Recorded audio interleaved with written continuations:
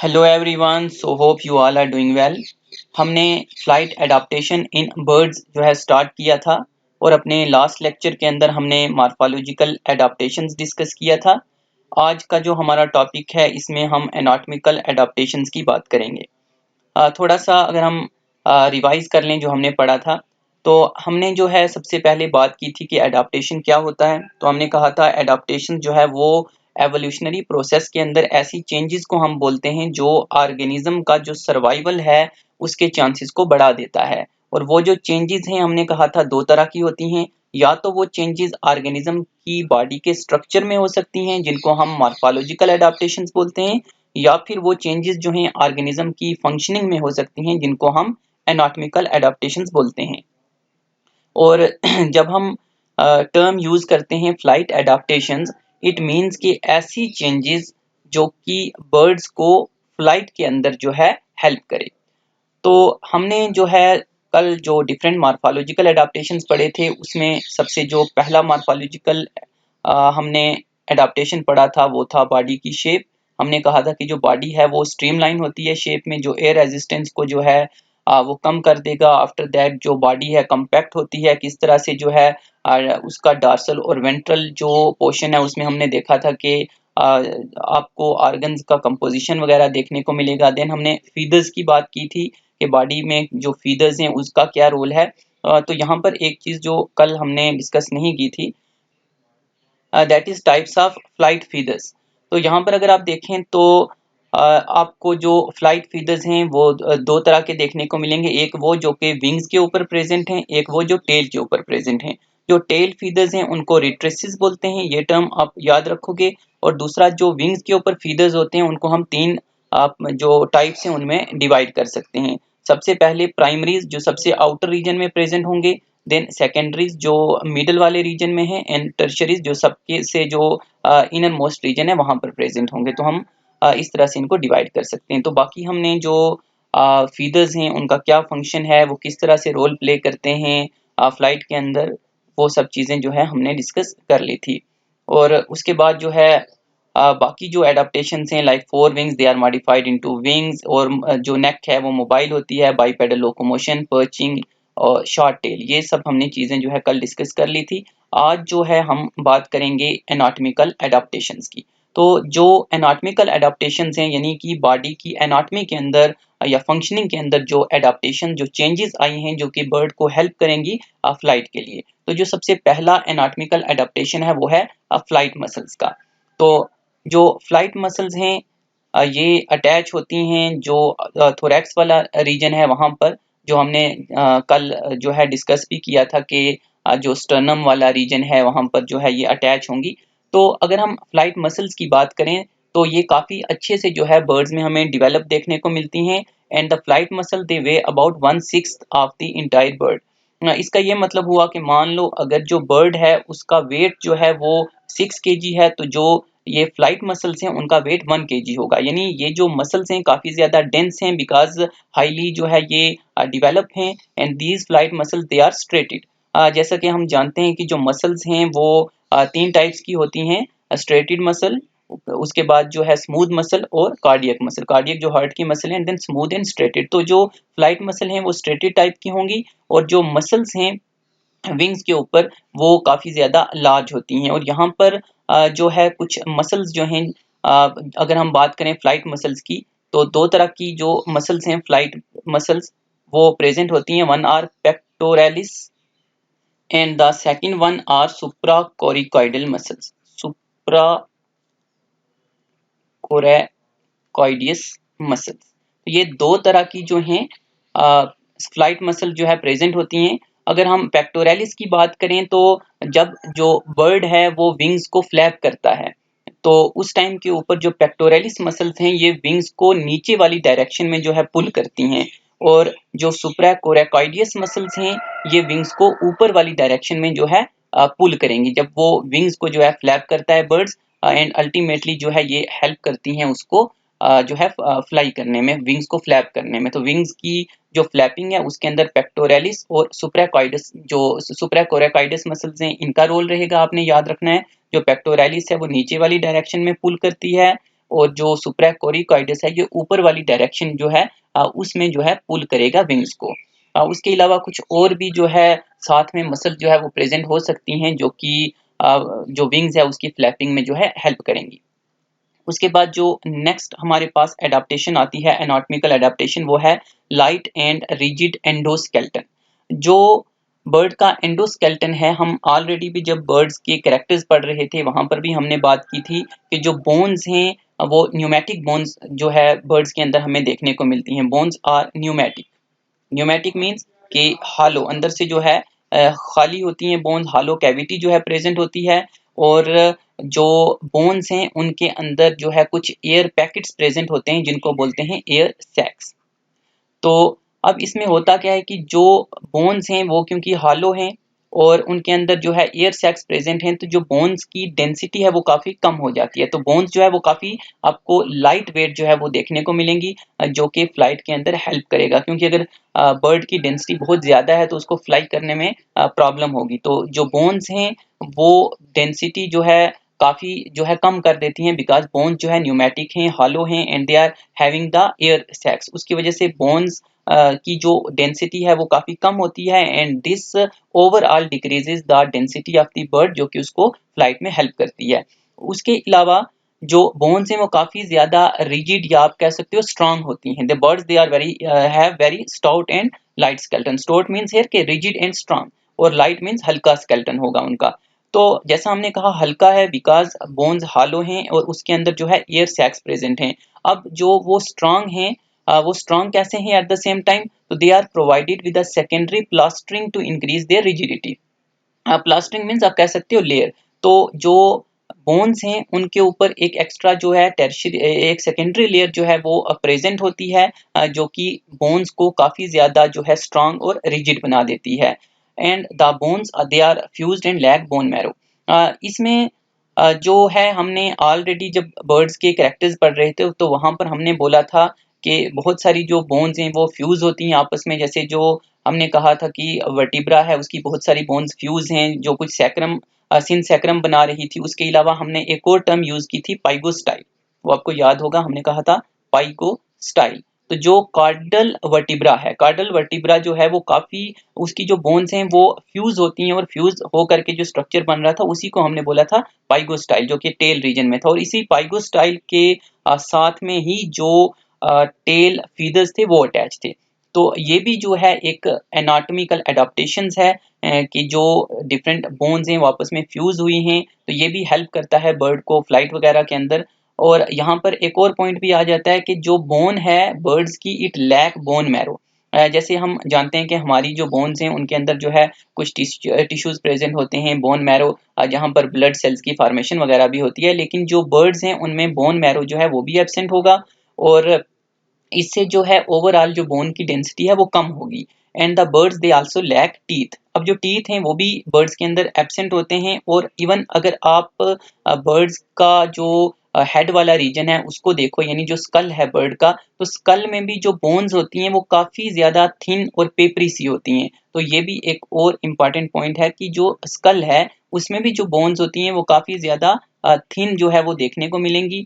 और उसके अलावा जो है अगर ओवरऑल आप देखोगे जो वेट है, जो हेड वाला रीजन है उसका, वो काफी ज्यादा कम होता है, क्योंकि वो एक एडाप्टेशन है उसकी फ्लाइट के लिए। क्योंकि जो एंटीरियर पार्ट है बॉडी का, वो हमने कहा था काफी इंपॉर्टेंट रोल जो है उसका रहता है फ्लाइट में। जब हम नेक्स्ट अपना लास्ट लेक्चर डिस्कस कर रहे थे, तो स्कल जो है वो या आप ओवरऑल कह लो जो हेड है बर्ड का, वो काफी ज्यादा उस वजह से जो है वो हल्का रहता है। उसमें एक तो हमने कहा कि रीजन ये है कि जो बोन्स हैं वो काफी ज्यादा थिन और पेपरी होती हैं स्कल की। उसके अलावा जो बर्ड्स हैं उनमें टीथ भी एब्सेंट होंगे, और अगर हम जाज की बात करें तो वो भी वहां पर जो है आप कह सकते हो कि ना के बराबर डेवलप है। और जो जाज हैं they are replaced by beak, वहां पर बीक प्रेजेंट होती है, तो जाज जो है वो भी एब्सेंट हैं। तो उसकी वजह से भी जो बर्ड है उसका जो एंटीरियर पोर्शन है, जो हेड वाला पोर्शन है, वो काफी ज्यादा हल्का जो है वो होता है। उसके बाद यहाँ पर भी हम ऑलरेडी बात कर चुके कि जो थोरेसिक वर्टिब्रा हैं they are fuse except for the last one. Last one जो है वो फ्यूज इसलिए नहीं है बिकॉज हमने लास्ट टाइम भी बात की होगी कि वहाँ पर जो विंग्स वगैरह हैं वो अटैच होते हैं। And of course this will play important role in the action of wings striking the air, क्योंकि विंग्स जो हैं वहां पर अटैच होते हैं। और उसके बाद जो है नेक्स्ट एडाप्टेशन देखते हैं, that is the digestive system. Digestive system के अंदर भी हमें कुछ चेंजेस जो है वो देखने को मिलेंगे। तो the bird they are having high rate of metabolism. तो बर्ड्स में मेटाबॉलिज्म का रेट काफी ज्यादा होता है, क्योंकि बर्ड जो है उसने फ्लाई करना है, फ्लाई करने के लिए काफी एनर्जी उसको चाहिए। रिस्पिरेशन जो है उसका रेट भी हाई होता है, हम आगे देखेंगे। तो जो मेटाबॉलिज्म है वो इसलिए वो भी जो है काफी हाई रेट का होता है, यानी जो बर्ड ने खाना खाया वो जल्दी जल्दी जो है वो डाइजेस्ट होगा, एब्जॉर्ब होगा। तो मेटाबॉलिज्म रेट काफी हाई होता है, देयरफॉर फूड डाइजेस्ट रैपिडली, इसलिए खाना जल्दी जो है वो जो है डाइजेस्ट हो जाएगा। And the length of rectum is reduced. यहाँ पर जो डाइजेस्टिव सिस्टम है वो भी हमें काफी कॉम्पैक्ट साइज का देखने को मिलता है। और जैसा यहाँ पर हमने कहा कि जो रेक्टम है वो भी रिड्यूस्ड है। उसके अलावा जो है यहाँ पर अगर आप देखें तो because of minimum undigested waste, क्योंकि जो वेस्ट जनरेट होगा वो भी काफी कम होता है, तो उसकी जरूरत नहीं है। यानी आप ये कह सकते हो कि जो बर्ड है वो जो वेस्ट है उसको अपनी बॉडी के अंदर जो है डाइजेस्टेड वेस्ट आप कह सकते हो उसको स्टोर करके नहीं रखता है। तो दैट इज द रीजन कि रेक्टम वगैरह जो है वो भी रिड्यूस है। तो ये भी एक एडाप्टेशन है कि वो अपनी बॉडी के अंदर स्टोर नहीं करके रखता जो डाइजेस्टेड अनडाइजेस्टेड फूड वगैरह है, बिकॉज उससे भी जो है बॉडी की जो डेंसिटी है मान लो उसके ऊपर जो है कुछ इफेक्ट पड़ेगा, तो वो स्टोर करके नहीं रखता। And they also have no gall bladder. तो गॉल ब्लैडर भी एब्सेंट होगा, जो कि फर्दर जो है बॉडी का जो वेट है उसको थोड़ा कम करने में हेल्प करता है। ये तो डाइजेस्टिव सिस्टम की बात होगी। अब अगर हम बात करें रेस्पिरेटरी सिस्टम की, तो वहां पर भी हमें जो है कुछ एडाप्टेशंस जो है वो देखने को मिलेंगे। तो क्या एडाप्टेशंस हैं? तो the respiratory system of bird is design in such a manner that the food is oxidised rapidly. यहाँ हमने ऑलरेडी जैसे डाइजेशन में बात की कि रेट ऑफ मेटाबॉलिज्म क्या है, फास्ट है। तो जो ऑक्सीडेशन है वो भी फास्ट होगा खाने का। तो ऑक्सीडेशन फास्ट है तो लार्ज अमाउंट ऑफ एनर्जी जो है वो भी जो है लिबरेट होगी, निकलेगी। तो ज़्यादा एनर्जी जो है वो बर्ड को चाहिए, मीन्स के मेटाबॉलिज्म का जो फास्ट होना है वो इम्पॉर्टेंट है।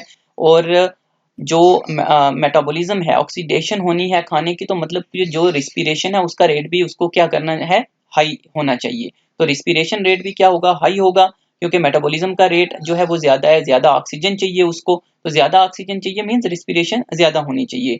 तो उसके लिए क्या होता है, एक तो जो रिस्पिरेशन रेट है वो हाई होगा, उसके लिए जो लंग्स हैं वो तो ऑलरेडी उसके पास हैं, बट लंग्स के अलावा कुछ और वहां पर जो है हमें देखने को मिलता है लंग्स के साथ ऑर्गन्स, जो कि लंग्स जो हैं उनकी आप कह सकते हो कि हेल्प करते हैं, that are called as air sacs. तो यहाँ पर एयर सैक्स जो है वो प्रेजेंट होंगे लंग्स के साथ में, जो कि रिस्पिरेशन में जो है हेल्प करेंगे, रिस्पिरेशन का रेट जो है उसको इंक्रीज करने में। ये वाली बात जो है हमने जब जनरल करैक्टर्स पढ़ रहे थे वहां पर भी की थी।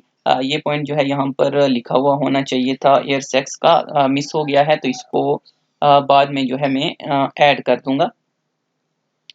उसके बाद जो है सर्कुलेटरी सिस्टम। सर्कुलेटरी सिस्टम के अंदर क्या मॉडिफिकेशंस हैं? तो जो जैसा हमने कहा कि ऑक्सीजन जो है उसको काफ़ी हाई अमाउंट में चाहिए बर्ड को, तो उसके लिए rapid supply of oxygen is required by the blood due to rapid metabolism, जैसा हमने ऑलरेडी बात की। तो इसके लिए क्या होगा, the birds they require an efficient circulatory system. उसके लिए उनके जो सर्कुलेटरी सिस्टम है वो भी काफ़ी ज़्यादा जो है एफिशिएंट होना चाहिए। एंड जो बर्ड्स हैं उनके पास हमें कंप्लीट 4 चेम्बर्ड हार्ट जो है वो देखने को मिलता है, जहां पर डबल सर्कुलेशन होती है। जैसे आपने मेमल्स के अंदर या ह्यूमंस के अंदर जो है सर्कुलेशन सिस्टम पढ़ा है कि डबल सर्कुलेशन जो है वो प्रेजेंट होती है, जहां पर जो ब्लड है वो बॉडी से आएगा, जो डीऑक्सीजनेटेड ब्लड है वो हार्ट के अंदर इंटर करेगा, देन हार्ट से वापस वो जो है लंग्स के अंदर जाएगा ऑक्सीजनेशन के लिए, और लंग्स से ऑक्सीजनेटेड ब्लड वापस से जो है हार्ट में आएगा, एंड देन हार्ट उसको पंप करता है ऑल ओवर दी बॉडी में। तो हार्ट के अंदर जो ऑक्सीजनेटेड और डीऑक्सीजनेटेड ब्लड है वो जो है वो सेपरेट रहता है, मिक्स नहीं करता। ये सब चीजें जो है आपने पढ़ी हुई हैं ह्यूमन का जो सर्कुलेटरी सिस्टम है वहां पर। तो बर्ड्स के अंदर भी उसी टाइप का जो है हमें डबल सर्कुलेशन देखने को मिलता है, जहां पर हार्ट भी जो है वो कम्प्लीटली 4 चेम्बर है। अगर हम देखें जो रेप्टाइल्स थे इससे पहले उनमें इनकम्प्लीट 4 चेम्बर हार्ट था, उसके अलावा जो आपके एम्फीबियंस हैं उनमें 3 चेम्बर था, और पाइसिस के अंदर 2 चेम्बर था। तो ये एक एवोल्यूशन जो है होती गई है हार्ट को लेकर भी। तो बर्ड्स में और मेमल्स में हमें कंप्लीट 4 चेम्बर हार्ट देखने को मिलता है। और यहाँ पर जो है काफ़ी इम्पॉर्टेंट है कि क्योंकि वहाँ पर ऑक्सीजन की रिक्वायरमेंट है काफ़ी ज़्यादा, तो एक तो 4 चेम्बर हार्ट प्रेजेंट होगा, दोनों जो ब्लड हैं ऑक्सीजनेटेड डीऑक्सीजनेटेड वो भी आपस में जो है मिक्स नहीं होते, बिकॉज वेल डेवलप्ड सेप्टम जो है प्रेजेंट हैं ऑरिकल्स वेंट्रिकल्स वगैरह के बीच में। एंड आल्सो यहाँ पर एक और इम्पॉर्टेंट पॉइंट आ जाता है कि लार्ज अमाउंट ऑफ हीमोग्लोबिन जो है वो रेड ब्लड सेल्स के अंदर प्रेजेंट है। एज वी नो कि रेड ब्लड सेल्स जो हैं उनके अंदर जो ये पिगमेंट है हीमोग्लोबिन, ये क्या करता है कि ऑक्सीजन को बाइंड करता है। तो जितना ज़्यादा हीमोग्लोबिन होगा, जितने हीमोग्लोबिन के मॉलिक्यूल ज़्यादा होंगे, उतने ज़्यादा ऑक्सीजन के मॉलिक्यूल ज़्यादा बाइंड करेंगे। तो ये भी एक जो है एडाप्टेशन है, क्योंकि जो बर्ड्स है उनको क्विक एरेशन मान लो कि फ्लाइट करनी है, उड़ना है, तो उसके लिए हाई एनर्जी चाहिए, मेटाबॉलिज्म ज़्यादा चाहिए। मेटाबॉलिज्म ज़्यादा है तो जो खाना है उसका ऑक्सीडेशन करना है, तो उसके लिए ऑक्सीजन जो है वो भी हाई अमाउंट में चाहिए होगा। तो ये आपको एडाप्टेशंस जो है यहाँ पर देखने को मिलेंगे। देन नेक्स्ट जो है एडाप्टेशन हमारे पास आ जाता है कि जो बर्ड हैं दे आर वार्म ब्लडेड या इसको हम बोलते हैं कि होम्योथर्मिक ऑर्गेनिज्म हैं बर्ड्स। अभी तक जितने भी हमने जो है फाइलम या कह लीजिए क्लासेस पढ़ी हैं, वहां पर हम बात करते थे कि दे आर कोल्ड ब्लडेड या पाइकिलोथर्म्स, यानी वो अपनी बॉडी का जो टेम्परेचर है उसको मेंटेन नहीं कर सकते इन्वायरमेंट के साथ। तो यहाँ पर जो बर्ड्स हैं they are warm blooded, that means के जो बर्ड्स हैं वो अपनी बॉडी का टेम्परेचर जो है उसको मेंटेन करके रख सकते हैं चेंजिंग इन्वायरमेंट के साथ। So the temperature of bird remains high and does not change with the change in the environment, यानी कि वो अपने टेम्परेचर को मेंटेन कर सकते हैं। जैसे अगर हम ह्यूमंस की बात करें तो ह्यूमंस भी जो है वो भी वार्म ब्लडेड हैं, और हमारे अंदर जो एवरेज टेम्परेचर होता है बॉडी का वो 37 डिग्री सेल्सियस है। लेकिन अगर हम बर्ड्स की बात करते हैं तो बर्ड्स में जो एवरेज बॉडी का टेम्परेचर है वो आपको 40 डिग्री सेल्सियस जो है वो देखने को मिलता है। और ये जो है बॉडी मेंटेन करके रखती है, चाहे बाहर का टेम्परेचर ठंडा हो गर्म हो, बॉडी अपना टेम्परेचर जो है वो 40 डिग्री सेल्सियस मेंटेन करके ही रखेगी। और इसका एक फ़ायदा क्या होता है कि ये हेल्प करता है, फैसिलिटेट करेगा, हेल्प करेगा बर्ड को to fly at high altitude. जब जो बर्ड है काफ़ी ज़्यादा हाई एल्टीट्यूड के ऊपर भी उड़ेगा, तो वहाँ पर भी बॉडी का जो टेम्परेचर है उसके अंदर जो डिक्लाइन है नहीं आएगा, क्योंकि अगर आप हाइट के साथ ऊपर जाते हो तो टेम्परेचर जो है वो कम होता है। जैसे आपने अगर ये पढ़ा होगा कि जैसे जैसे हम ऊपर जाते हैं एटमॉस्फेयर में, तो मान लो अगर आप 1 किलोमीटर जो है ऊपर जाते हो तो जो टेम्परेचर है वो 6.5 डिग्री सेल्सियस जो है वो कम होता है। तो for every 1 kilometre 6.5 degree Celsius temperature के अंदर डिक्रीज आता है। इसको नॉर्मल लैप्स रेट भी बोलते हैं। तो यहाँ पर तो खैर इसका जो है आपको बस इतना याद रखना है कि टेम्परेचर जो है क्योंकि मेंटेन रहता है तो हाई एल्टीट्यूड के ऊपर उसको हेल्प करेगा। नेक्स्ट जो है एक्सक्रीटरी सिस्टम के अंदर क्या मॉडिफिकेशंस हैं, तो नाइट्रोजनस वेस्ट जो है अगर हम देखें बर्ड्स में वो है यूरिक एसिड और यूरिएट्स। तो यूरिक एसिड जो है वो लेस टॉक्सिक है देन अमोनिया वगैरह। जैसा हमने पिछले क्लासेस में बात की थी, जो स्पेशली आपके ऐसे ऑर्गेनिज्म हैं जो ज़्यादा वाटर वगैरह में रहते हैं वो अमोनिया सिक्रीट करते हैं। देन उसके बाद हमने यूरिया की बात की, देन ये यूरिक एसिड। तो हमने ऑलरेडी जो है अपनी लास्ट क्लासेस में बात की है कि कौन से नाइट्रोजनस वेस्ट को जो है एक्सक्रीट करने के लिए कितना पानी चाहिए, क्या है, तो वो चीज़ें होती हैं। तो यहाँ पर नाइट्रोजनस वेस्ट जो है वो यूरिक एसिड होगा। और also the birds they have no urinary bladder. तो यूरिनरी ब्लैडर जो है वो भी यहाँ पर एब्सेंट देखने को मिलेगा। और यानी यहाँ पर जैसे हमने कहा था कि डाइजेस्टिव सिस्टम में कि अनडाइजेस्टेड वेस्ट जो है उसको बर्ड स्टोर करके नहीं रखता, तो सेम यहाँ पर भी है कि उसको स्टोर करने की ज़रूरत नहीं पड़ती। तो यूरिनरी ब्लैडर नहीं है यहाँ पर। और दूसरा बॉडी का वेट भी जो है वो हल्का हो जाएगा अगर यूरिनरी ब्लैडर जो है एब्सेंट है। तो यूरिनिफ्रेस ट्यूब्यूल्स हैं वो अच्छे से क्योंकि डेवलप हैं और वाटर जो है उसको एब्जॉर्ब कर लेती हैं, तो वाटर का मैक्सिमम एब्जॉर्प्शन हो जाता है। तो जो यूरिन होगा ब्लड का बर्ड का, तो यूरिन के अंदर जो वाटर है उसकी जो कॉन्सेंट्रेशन है वो काफ़ी ज़्यादा कम होती है, काफ़ी डिल्यूटेड टाइप का जो यूरिन है वो सिक्रेट किया जाता है। तो इसलिए ज़रूरत ही नहीं है कि वहाँ पर यूरिनरी ब्लैडर हो, because there is no need to store वहाँ पर तो नेक्स्ट जो है हमारे पास आ जाता है जो एडाप्टेशन, वो है बर्ड्स और सेंस ऑर्गन के बीच में। इसमें जो है हम जब बात कर रहे थे जनरल कैरेक्टर्स की, तो वहां पर भी हमने बातें की थी कुछ। तो वही है यहाँ पर कि आइज जो है वो लार्ज होंगी, और आइज अगर लार्ज हैं तो मतलब जो ऑप्टिक लोब है वो भी अच्छे से डेवलप होंगे। और यहाँ पर आप ये देखें कि जो आइज हैं यानी कि साइट, बर्ड्स की जो साइट है वो काफी ज्यादा वेल डेवलप है। हम जानते हैं कि बर्ड्स के अंदर काफी ज्यादा शार्प साइट प्रेजेंट होती है। बर्ड्स जो हैं मान लो फ्लाइट कर रहे हैं कि उसी टाइम के ऊपर वो काफी दूर से जो है अपना शिकार देख लेते हैं, मान लो कोई फिश है या कोई इंसेक्ट है, एंड वो जो है उसको कैप्चर कर लेंगे। काफी ज्यादा शार्प जो है हमें आई साइट देखने को मिलती है। उसके अलावा हमने यहाँ पर उसका एक रीजन या आप कह लीजिए कि पॉइंट डिस्कस किया था कि जो बर्ड्स हैं उनकी आईज में प्रेजेंट होता है पेक्टिन। ये हमने डिस्कस किया था जब हम जनरल कैरेक्टर्स पढ़ रहे थे।